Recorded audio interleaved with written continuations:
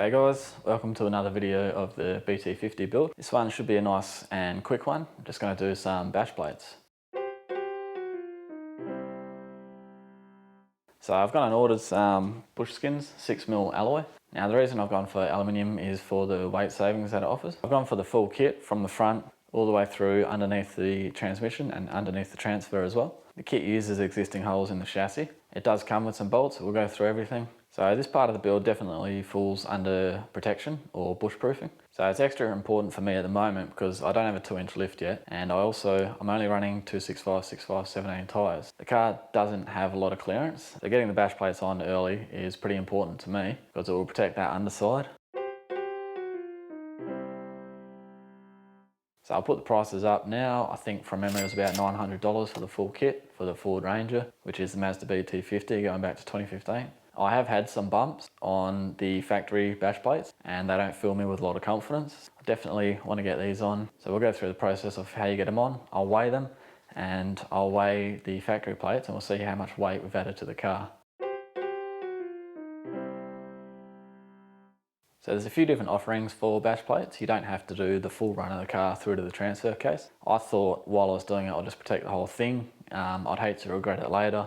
So a few things to consider when you're buying bash plates: how they're going to interact with any bull bar that you have fitted, as well as recovery points. If you have the ARB recovery point for this model car, it is smack bang in the middle of the car. It's a horrible design, but you basically are tied into buying the ARB bash plates. So I didn't want to get tied into ARB. I didn't like the design, a bit overpriced. So I've gone with the Bushskinz bash plates and I'll be fitting some Medicar recovery points, which hopefully all ties in together with the existing ARB bull bar. But if you already have an ARB recovery point, you won't be able to get these bash plates without some heavy modification with the grinder.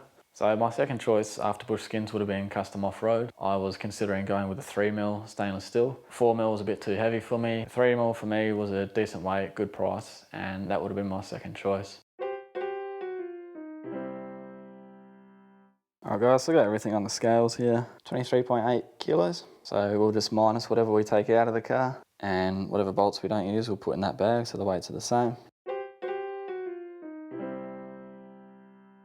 So we're just in line with the wheels here. This is as far back as the factory plates go.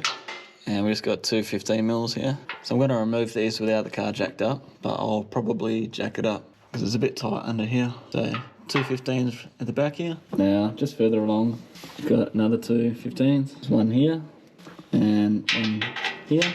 Now these hold the diff plate as well as the front plate that goes up to the bull bar. So I'm just going to take those off now. Alright guys, just at the front of the car now, looking back. So these two are still in. You don't have to fully remove them just yet. You've got two 17s at the front. You've got 7 13mm. You've got 7 bolts that have to come off for this.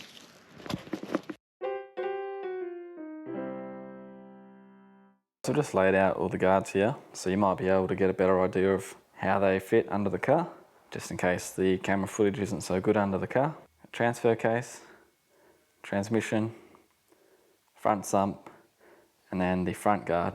The mounting process starts from the back. You've got this little supplied bracket here that slides up into the chassis through this hole, and then you'll have a bolt that goes into there. When you're moving from the front to the back, the forwardmost plate always goes over the next plate along, and this is so you have no leading edges for things to get caught on. So you'll be able to slide from one plate to the next. And again, going from the sump to the transmission. But where this differs in the instruction is that it specifically says that the transmission guard will be placed between the transfer case guard and the cross member. So that seems a little bit counterintuitive to me, but I'll mount it up as per the instructions and see what it looks like. So this joining of the plates here is the only one where you'll have a leading edge underneath. All the others, the leading edge is up and under the forwardmost plate. And I've jacked the car up here, put it on jack stands for better access. You don't have to do it, but it is a bit of a tight fit under there, depending on how big your tyres are and whether you have a body lift. Alright, so just going to mount the transfer case. I'm going to put these 2 bolts in the passenger side chassis rail. These bolts here are shared with the transmission, which is the plate that'll come in front here.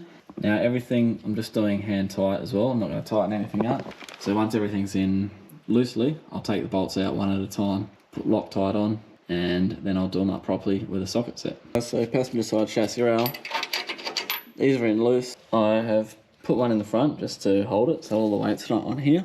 Just so I can show you, the transmission plate will be coming here and sharing these 3 bolt holes. This bracket here is for this far bolt hole because there's no thread in the chassis on that one. So you poke this up through there and then this will sit above this hole. So I'm just going to put the transmission on now. Alright guys, so I've got these in loosely, transmission and transfer. So you can see that line, that leading edge shouldn't be an issue.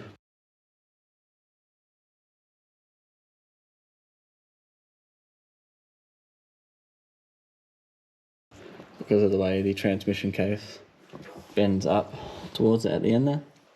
So anything should come straight through here. I don't think that's going to be any dramas at all. In here is where you put your bracket nut. And then you thread this bolt in here. Now the transmission is the largest and heaviest of the plates. So you might need some boxes or something to stack it up so you can get this level enough to slide in and get your bolts done. It's a little bit awkward, but now that it's done, it's not too bad because the rest of the mounts just slide in. And looking at transmission, you will have 3 holes, but only 2 get used. And you won't need to take those bolts out again unless you want to do Loctite, because this just slides in. And then you put your bolts in here, and then this slides in again over the top, so it's a bit easier from here on. Alright guys, there's your transmission and your transfer, done up loosely. Now I'm just going to take them out one by one and apply Loctite. So earlier in the video I took this off. This plate goes back on, but these bolts at the front don't go into a threaded chassis mount. There's actually a nut on the other side, so taking this off, you can get purchase on the nut on the other side and line it up, and if it starts spinning when you're tightening it, you can hold it with another tool. So it's very handy taking this front plate off. So some people say that bash plates will reduce airflow.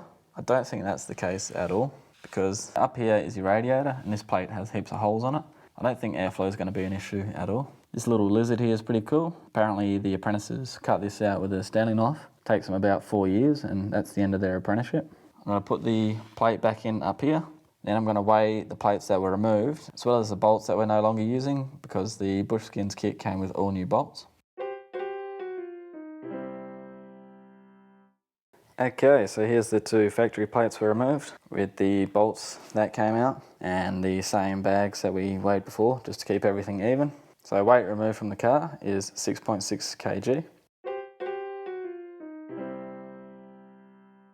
Okay, that's how you fit the Bushskinz bash plates. Pretty easy. We took off about 6.5 kilos. We added roughly 23. All the proper weights and prices will be up on the end screen. So that one's a nice easy job. You can probably do it in an hour or so. If you take all the plates off at the front, it's easier because you can get your arms up to hold the nut for the 2 bolts furthest to the front of the bash plates. I can't foresee there being any issues with airflow because the bash plates don't actually block the radiator. The radiator's up a bit higher. There's plenty of airflow coming through the plate just above the front bash plate. So you can buy different kits. You don't have to go all the way to the transfer, but I just figured may as well. It's worth noting with that transfer case bash plate, you actually lose a bit of ground clearance, but the payoff obviously is that if you did hit anything there, your transfer case is protected. But you can weigh that up if you think it's pretty unlikely that you're going to hit your transfer. You can buy the kit without the transfer case bash plate. You just buy the front 3. You buy them in different sections. You don't have to buy the whole lot. So for $900, hopefully it pays for itself after a while. If you take a few hits there and it keeps you on the road, then it's definitely a worthy investment. So the transmission bash plate does go between the transfer case bash plate and the cross member. It won't work the other way around because the length of the lips, they only go one way together, so it's pretty easy to figure out. And the way it's designed with the indent before the leading edge, you're not going to have anything running into that leading edge and causing any issues there. Okay, so that's how you fit Bushskinz bash plates.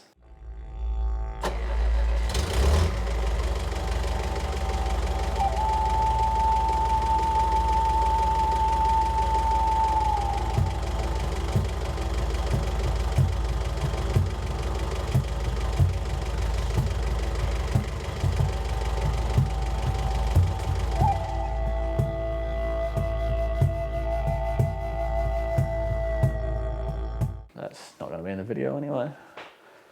What the hell? What's this? Meld. Merge. Cooperate. Interact. Interact. You can probably.